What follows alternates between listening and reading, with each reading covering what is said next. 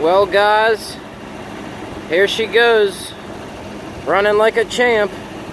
I got my foot on the gas pedal a little bit there, but put the new ECU in with the white label, not the pink label, and she fired right up after some intense cranking. She sounds like she's purring.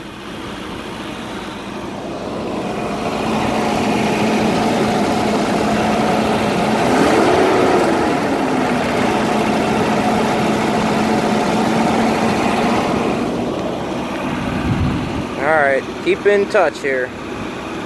We'll make a new video after we get it on the road.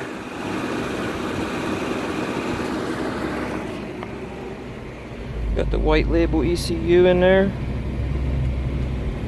Just a couple T25 torque screws and the thing came out.